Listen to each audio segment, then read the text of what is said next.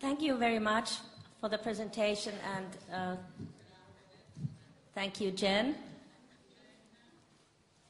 Am I not using this? Yes. Okay. My presentation is by myself and Irma Heiskanen, an eco-psychologist from Finland, who could not unfortunately make it.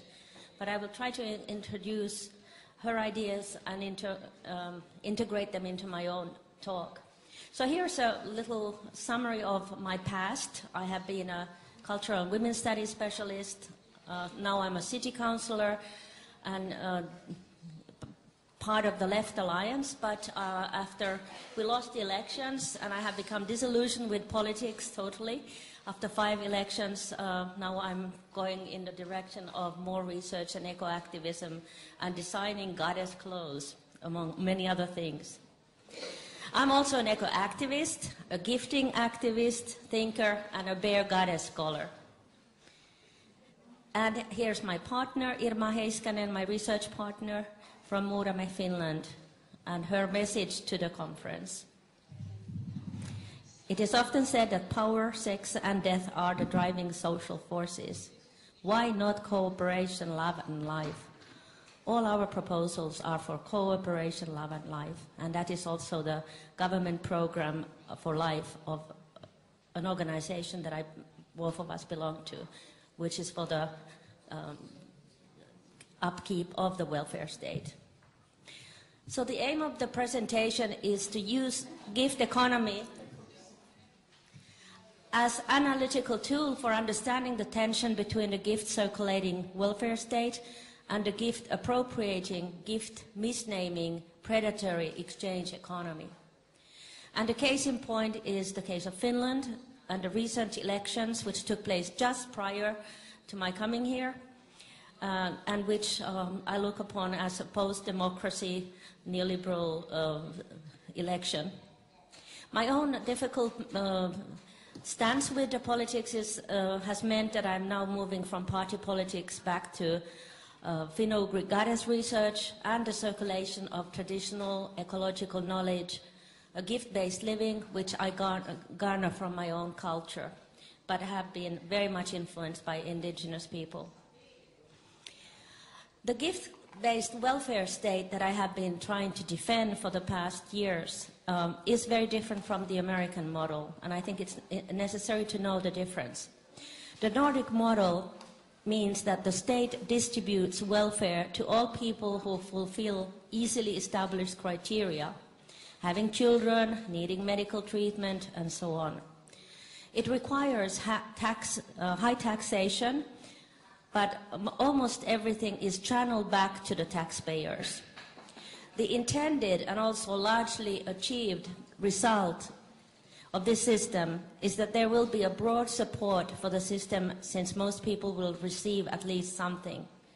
You might all know about the baby box, the baby package that we institutionalized after the war in the 1930s. So the daycare and these packages for the babies are the same for the rich and the poor, based on universal rights, guaranteeing acceptance of the system. Whereas in the US model, directing the resources, the resources are directed mostly to the people most in need, so it's not based on universal rights. But now our system is suffering greatly from the increasing power of the exchange economy and its logic. And actually, we didn't have the rich and the poor during the best of the 1970s welfare societies, because they equalized through taxation, progressive taxation, the wealth of the nation. Whereas after neoliberalism, the differences between the rich and poor have increased radically. So my own relationship with the Nordic welfare state is very ambivalent. I think it's one of the most egalitarian systems in recent history in terms of women's possibilities of combining family and career. But of course, after having spent years learning about the gift economy, indigenous ways of organizing society and so on, I'm very critical of it. But not critical enough not to defend it, because the alternative is not possible. And one thing that I lament is also that gender equality, which is very high in the Scandinavian countries, has meant that many women have become very masculated. So the feminine is not in. It's something that is kind of a taboo. Here we were talking earlier about what we should do about giving mothers the chance to get help, and I think that one of the most important agendas in my party, the Left Alliance, has been the model of Iceland. And I recommend that all of you get familiar with the Icelandic model, which is perhaps the best among the industrial nations. They refused the austerity measures and packages of the neoliberalism. They refused to bail out banks, and they have taxpayer subsidized shared parenting. The young men, when they go for job interviews, guess what they're asked? Are you planning on having a family? Why? Because there is paternal leave and there's maternal leave. And so the employees are equally concerned about the boys, the men, young men, having families as about the women. But everyone is chipping in and subsidizing reproduction. And it's a pretty good system. So the ecofeminist critique of all these emasculated politics includes many recognitions from the gift economy movement. We have become very aware of the fact that even the left, the progressive parties, are still relatively blind to the gifts of feminized care work and to the gifts of nature. I feel that one of the reasons for the failure of the left, quite apart from the huge power of the right wing across the world, is its failure to recognize the full importance of the gift. And I feel that you cannot rebuild the master's house with the master's tools. In other words, I find it problematic for any party to do revisionist politics instead of thinking and institutionalizing a radically alternative paradigm for an ecocentric way of life. So to reappropriate the gift as a system of social systems and broad kin relations, I have been inspired mostly by native scholars like Deloria, who writes, "The gift functions primarily as a system of social relations with various types of alliances, forms of solidarity, communal activities, binding the groups together in a locally situated ethos of mutuality and survival, stressing local democracy, self-sufficiency, and sustainable communal infrastructures and relations." In other words, exactly the opposite of where we are headed. Today, where we are headed, at least as per the Finnish elections, it's the debt reduction as the core value against progressive taxation and the sharing of the commons. The right wing wants to reduce the role of the public services and sector, to foster entrepreneurship. Everyone should become an entrepreneur. But at the same time, gift-based women's care work is being privatized. So there's a general privatization of the commons, which increases male elite property and accumulation of resources on all levels. So we should raise more non-progressive. They want to raise more non-progressive taxes, the Estonian model. In other words, easing the tax burden of the already wealthy, and apply various austerity measures. I was thinking when someone talked about love, well, what's the opposite of love that we hear all the time? It's hard decisions. Hard decisions are aimed at the poor, the elderly, the unemployed. Why do we need hard decisions? We don't need them if we direct them at the rich. And that's a reflection of how love is missing from politics.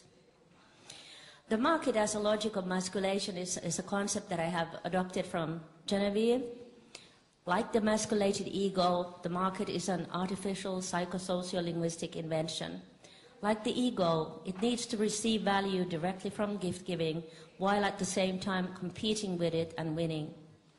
Now it seeks to extend its tentacles to legislative channels, not only by lobbying, but by European, North America, transatlantic trade investment, and other free trade treaties, which are really threatening because they represent questionable freedoms only for corporations while robbing European nation states of their own legislative power.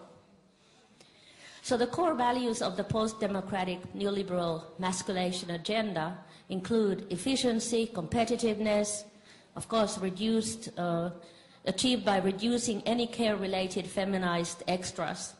In other words, there's a push now to get rid of anything that eats the profits. So in other words, you will change the diapers of the elderly less often because you need to be efficient. And you have automated eating automats without human presence for the elderly. So they are robbed of the sacred eating moment, the communal aspect of it. Of course, the impact of these core values are most harmful on the hard-to-measure dimensions of emotional and nurturing labor.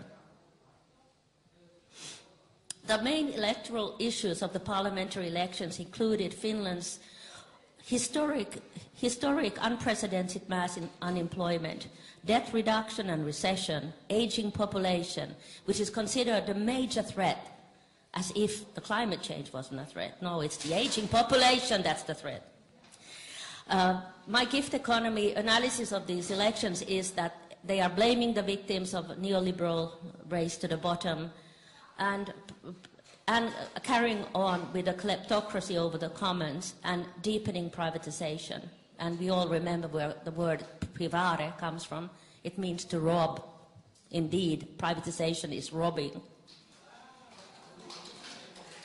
The Finnish parliamentary elections were won by Juha Sipilä, a millionaire, likely to look after the interest of the poor, a former telecoms executive who will likely form a coalition with support from the second-place Eurosceptic party, critical of any more Greek bailouts, the true Finns party that likes traditional family values, and the carnivore heterosexual real men. And they will also need the support of other right-wing parties. But what I'm most cared about is that Sipilä is already now talking about a huge wage freeze and spending cuts to regain Finland's competitiveness. So the only good thing about this election is that apart from the very successful elite men from the business world, quite a few young red-green women got huge votes. So at least they will be there to damage control and to speak up. Because the threats we face are threats to worker rights, benefits, transsexual rights, the subjective right to daycare, which is now being turned into the American system where the rich no longer get benefits, but then they will lose interest in it also. There's a rise in racism, homophobism, and the unthinkable has been brought up, and that's saying no to abortion. And that's really something new in the North. Okay, so I think that in this market logic then, according to the gift logic, the message is we have to save the welfare state by destroying it. And to do that, we have to sacrifice the poor, the women, the elderly, the unemployed, and the sick. Because that's what the god of money, profits, and capital accumulation demands. So the left party's argument did not win. We were suggesting job creation through tax-funded public investments, fixing public buildings, creating jobs by supporting schools, art projects, investing in the commons, and most important of all, establishing a basic income for all citizens, allowing them to have a decent livelihood instead of the phenomenon from the States, which is, you know, the working poor. But the counter-arguments won, so the focus is now on entrepreneurship, more digital services, more robots, more technology. Someone was talking about the motherless creation, I think it was Miriam. I think we are now in Finland not only in the motherless politics, but in the nurseless politics, because they are trying to create huge savings by replacing nurses with robots. And you know, a lot of the elderly want to have dogs or cats as their companions. Now the system has invented toys for the elderly, toy dogs and toy cats, so that the technological industry will benefit. So actually, we shouldn't talk about appropriation of the democratic rights, but actually we're at the stage where these rights are being engulfed. And the gift notion is considered quite old-fashioned. So we're in a stage of survival of the fittest in global politics, and the argument is that it is required of us to give more to those who already have and less to those having least, because wealth trickles down from the rich and well-funded corporations, and that's why we have to keep putting money and investing in them. So this is the manipulation.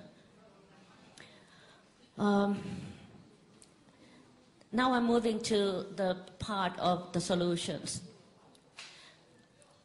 Here at this conference, I have brought the DVD that we did with Kaarina Kailo, who is here filming, and Irma Heiskanen. We have been working on it for 3 years. It's a 35-minute video of Finnish guardian spirits and animal mothers, including Finnish traditional ecological knowledge. And it has traces of the Finnish Karelian, Baltic Finnish, and Finno-Ugric gift economies of the past. What we decided to do as our artistic politics to complement the party politics, because both of us have been in politics, is to visualize science and folk poetry, make it sensuous and appealing to people so that they will be interested in knowing more about it. And we are doing it by creating clothing and having exhibitions where we visualize these Finnish female deities that have been totally neglected and censored by the male epic, the male mythology. And they all have messages of ecological, traditional importance. Irma Heiskanen has created a series of matron aprons of totemistic animal mothers that have also ecological messages. And in this video that you can also get from us, together with cards and other products that we have created, we are showing places, Finnish power places of birth and death and ritual gift giving, which we have been able to locate and make visible from patriarchy. So I finish in a minute. Irma Heiskanen wanted me to bring up the issue of structural violence and how we have to replace it by new ways of measuring wellness and creating a new ethos in society. She wanted to remind us that austerity measures lead to structural violence on all levels. Lack of resources, lack of trust, lack of time for proper communication, and lack of time for feedback. This leads people to being rushed and busy as a collective mental dysfunction. It leads to work health problems, susceptibility to conflicts, malpractices, and personal ethical conflicts, feelings of inadequacy, despair, depression, fear of job losses during the economic recession. In other words, it leads us to a state of mental poisoning. So instead of this, we should start rethinking such paradigms as the gross domestic product and replacing the GDP with models of, for instance, calculating ecological patterns, what she calls gift ecology. So eco-social units like permaculture village can take care of earth, landscape, animals, plants, and people. And the more we have eco-social units with rich eco-social patterns, biodiversity and eco-social diversity, the better are the relationships to land and to all our relatives, to quote indigenous people. And the last few pictures I want to show, Irma's message is that singing works through resonance. Recent studies now show that music has a proven healing capacity on us, and that we should adopt totally alternative methods for the medical institutions and so on. And we all know what music does to us, but now it's been proven scientifically. Thank you.